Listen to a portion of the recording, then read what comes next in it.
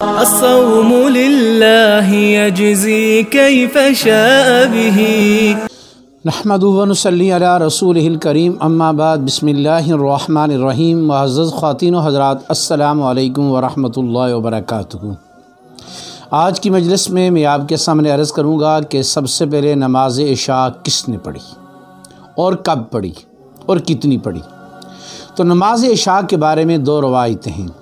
ایک روایت یہ کہ نماز عشاء سب سے پہلے سیدنا موسیٰ علیہ السلام نے پڑھی۔ کب پڑھی؟ جب سیدنا موسیٰ علیہ السلام حضرت شعیب علیہ السلام سے 10 سال قیام کے بعد واپس مصر آ رہے تھے۔ آپ کی اہلیہ محترمہ بھی آپ کے ساتھ تھی اور وہ امید سے تھی۔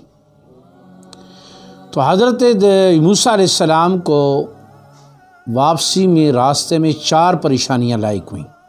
پہلی پریشانی یہ لاحق ہوئی کہ اہلیہ محترمہ امید سے ہیں اور تکلیف شروع ہو چکی ہے، تو ان کو سنبھالنے والی کوئی عورت نہیں۔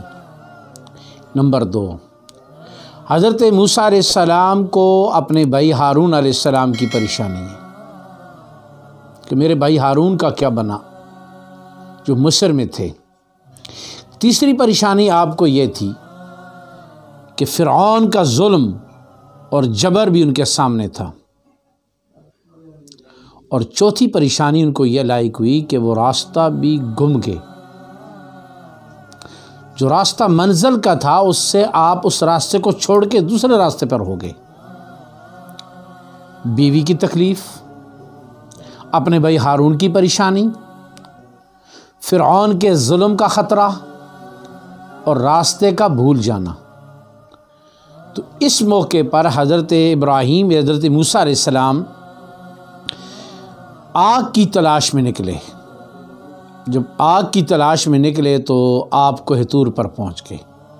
تو کوہ طور پر پہنچ کے اللہ سے ہم کلامی کا شرف حاصل ہوا۔ تو کہتے نا اللہ کی عطا کا تو موسیٰ سے پوچھئے، آگ لینے گئے پیمبری مل گئی۔ تو ان کو ایک جلتی ہوئی آگ نظر آئی جس کی تلاش میں وہ وہاں پہنچے۔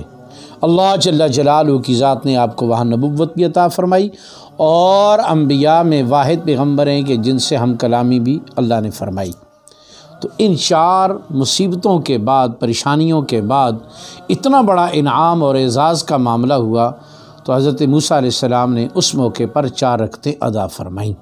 اللہ جل جلالہ کی ذات کو ان کی یہ ادا اتنی پسند آئی کہ وہ 4 رکعتیں امت محمد پر نماز عشاء کے طور پہ فرض فرما دیں۔ دوسری روایت یہ ہے کہ نماز عشاء سب سے پہلے حضرت محمد الرسول اللہ صلی اللہ علیہ وسلم نے ادا فرمائی۔ بہرحال اگر موسیٰ علیہ السلام نے ادا فرمائی تو ان 4 پریشانیوں کے نتیجے میں شکرانہ تھا۔ اگر نبی علیہ السلام نے ادا فرمائی تو نبی علیہ السلام کی ہر ادا ہمارے لیے قابل اتباع ہے۔ اللہ جل جلالہ کی ذات ہمیں نبی علیہ السلام کی کامل اتباع نصیب فرمائے، اور اللہ رب العزت کی ذات ہمیں 5 نمازوں کی پابندی کے ساتھ ادائیگی کی توفیق نصیب فرمائے۔ السلام علیکم ورحمۃ اللہ وبرکاتہ۔